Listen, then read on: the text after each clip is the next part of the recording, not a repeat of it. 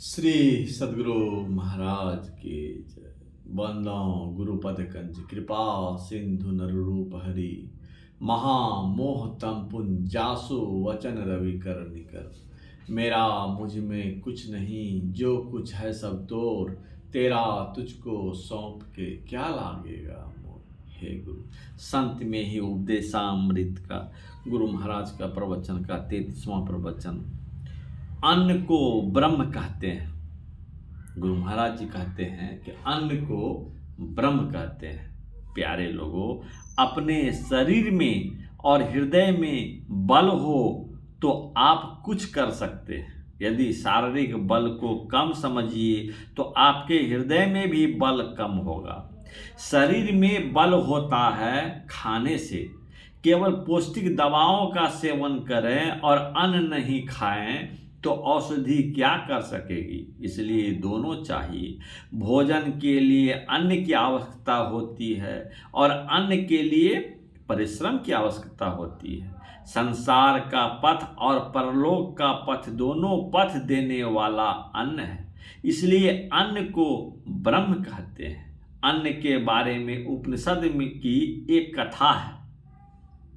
एक मुनि बालक बहुत से शास्त्रों को पढ़ा था, इसलिए उसको कुछ घमंड हो गया था।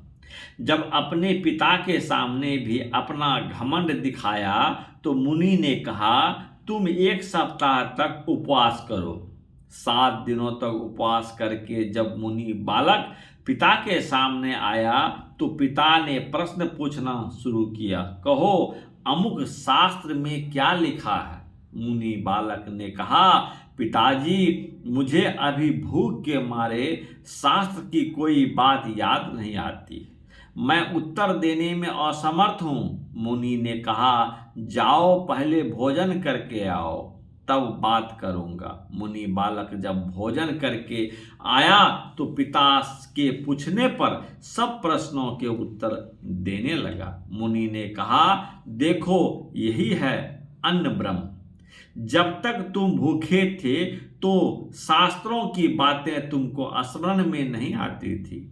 अब तुम भोजन करके आए हो तो प्रश्नतापूर्वक प्रश्नों उत्तर दे रहे हो। अन्न की भी प्राप्ति होनी चाहिए और मोक्ष की भी। अन्न के लिए परिश्रम करो और मोक्ष प्राप्ति का जो साधन है सो भी करो। साधना द्वारा स्थूल सूक्ष्मादि शरीरों से छुटकारा हो और यदि जीवन पर्यंत शरीर में रहे तो उसको जीवन मुक्त पुरुष कहेंगे तथा दूसरे शरीर छूटने के बाद वे विदेह मुक्त हो कहलाएंगे। जिनको साधन बल कम हो तो उनको क्या होगा, उनको भी आखिर तक धीरे धीरे उसी साधन से पहुंचना है। असल में ध्यान का साधन करना चाहिए। भगवान श्री कृष्ण ने श्रीमद् भागवत गीता में ध्यान योग पर जितना कहा है उतना प्राणायाम योग पर नहीं। गीता में ध्यान योग पर एक अध्याय ही लिखा है, लेकिन प्राणायाम योग पर कोई ध्यान नहीं है। भगवान श्री कृष्ण ने जिस ध्यान को साधन माना है वह भी करो और जीवन यापन के लिए परिश्रम भी करो।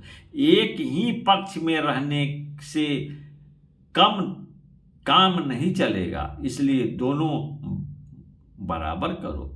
हम लोगों को चाहिए कि संसार का भी काम करें और मोक्ष का साधन ध्यान भी करें।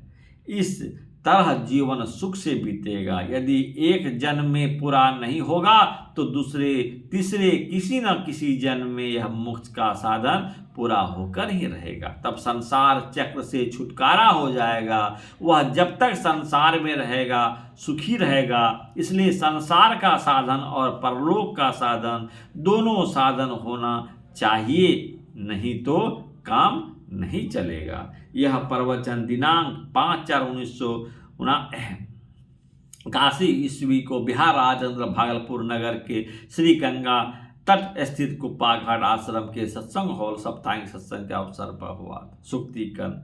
ओम प्रणाम स्वाहा प्रणाम स्वाहा व्यानांग स्वाहा चक्षुषु स्वाहा श्रोताय स्वाहा वाचे स्वाहा मन से स्वाहा। यजुर्वेद में भावार्थ, जो मनुष्य यज्ञ से शुद्ध किए जल औषधि पवन अन्न पद पुष्प फल रस कंद अर्थात अरबी आलू केसरू रतालू और शकरकंद आदि पदार्थों का भोजन करते हैं, वे निरोग होकर बुद्धि बल और आरोग्यपन और वाले होते हैं।